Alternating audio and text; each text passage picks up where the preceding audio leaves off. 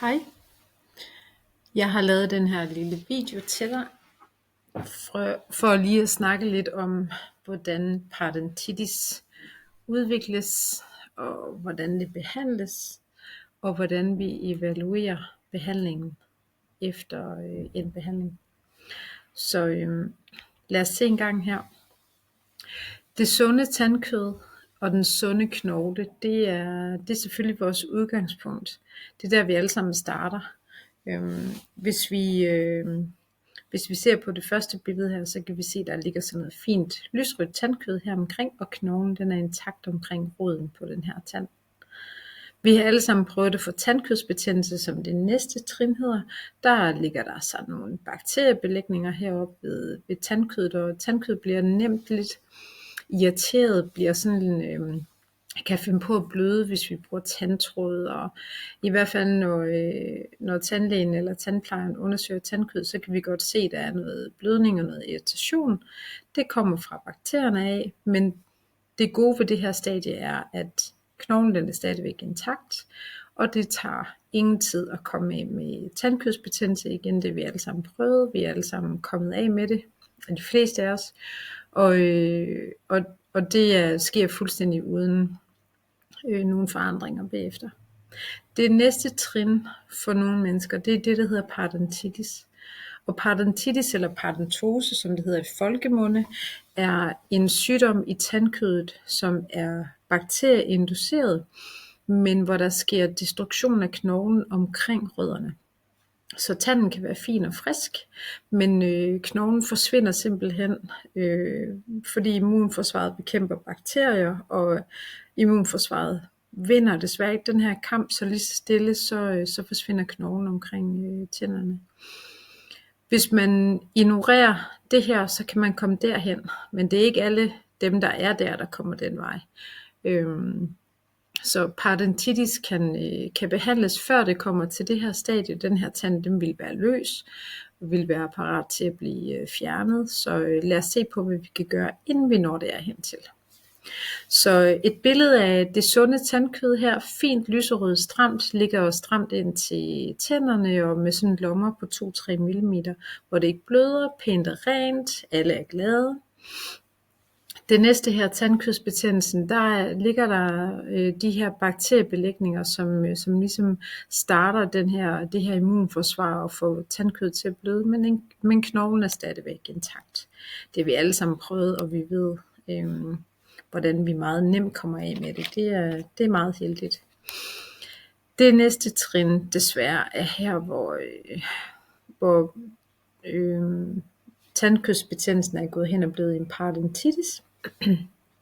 Der er stor mængde tandsten på tænderne, hvor bakterierne bor på, og man kan se ligesom at tandkødet bliver meget, meget sådan hævet, rødt, irriteret. Man kan se, der ligger måske lidt pus imellem tænderne her. Det kommer ned fra lommerne af. Hvis man tager røntgenbilleder, så vil man kunne se, at mange af tænderne har den her sygdom ved knoglen også. Og det, der er vigtigt her, det er, at man bliver standset i det stadie, man er på. Det trin på parodontosetrappen, man er landet på. At man ikke udvikler yderligere parodontitis, der ikke er flere tænder, der bliver involveret, og man med tiden kommer ned ad trappen igen. Så det er vores mål her. Ja, og når vi taler mål, så er det jo lidt ligesom vi sidder her midt i Odense og vil gerne til København. Hvordan gør vi det? Så planlægger vi, hvornår skal vi være hen ved toget? Hvordan kommer vi hen til toget? Og det har nogle forskellige stop, og så tager vi ind i København en metro til der, hvor vi skal hen. Så vi har forskellige trin og et mål, og det udvikler vi i samarbejde med patienten og vores tandplejer. Og vi tandlæger kigger med ind over for ligesom at sikre, at vi får lavet en god plan for alle parodontitis-patienter. Det første trin, det er det her med at få en rigtig god mundhygiejne igen, og skabe nogle forhold, hvor bakteriebelægningerne bliver fjernet 2 gange om dagen, så vi arbejder meget med mundhygiejne i starten, indtil den er ok, og så laver tandplejeren ved det første besøg det, der hedder en pud. Hvad er det for noget?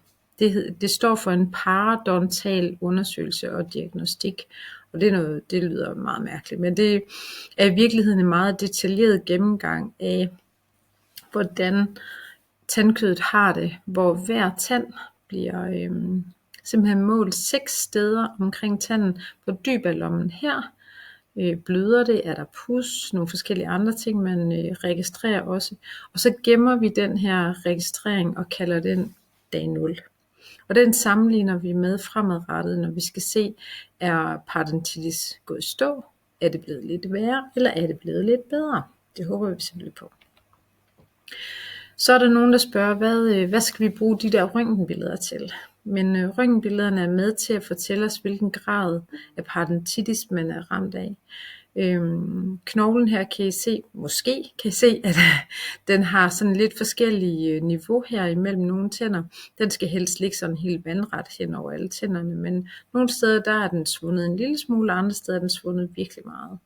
Og nogle af de her tænder, de har virkelig haft parodontose længe, og kan ikke reddes, og andre tænder, de er lidt mindre ramt af parodontitis.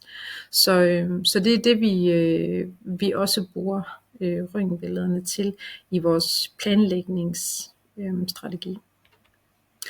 Så kommer selve arbejdet, som tandplejeren gør. Det er simpelthen en desinfektion af munden. Så en rigtig god rens ned i alle de her lommer, rundt omkring alle tænderne. Heldigvis ikke så mange tænder som de her, men nogle gange kan det være mange, og så kan man blive nødt til at lave behandlingen over 2 besøg, men hvis det er færre tænder, så kan man gøre det i 1 besøg. Og tandplejeren er eksperter i at behandle parodontitis. Så det er dem, der står for den behandling. Og så er den her opfyldning, og hele tiden renser tænderne det daglige derhjemme med at fjerne de bløde belægninger og sørge for, at de hårde belægninger bliver fjernet på klinikken. Og det vil sige, at man skal komme 3-4 gange mere på de næste 12 måneder for at holde bakteriebelægningerne nede. Og så slutter vi af med forhåbentlig at kan fejre 12 måneder efter med en ny parodontal undersøgelse og diagnostik, hvor vi sammenligner de 2 undersøgelser for at se, er vi gået i den rigtige retning? Er behandlingen lykkedes? Kan vi gå videre nu til de kroner, som patienten ønsker sig, eller noget bøjlebehandling, eller hvad det kan være? Nogle gange så afhænger det rigtig meget af, hvordan den her behandling er foretaget. Man kan sætte i nyt gear, hvis det er. Men ting tager tid, og det er meget vigtigt, at vi arbejder sammen. Vi arbejder meget med mundhygiejnen i starten, sådan så hjemmearbejdet er rigtig, rigtig godt. Og så skal vi nok til at sætte det under tandkødet og være ærlige omkring, hvordan mundhygiejnen ser ud i dag. Hvad er det for nogle ting, du kan gøre derhjemme? Så men tak fordi du kiggede med.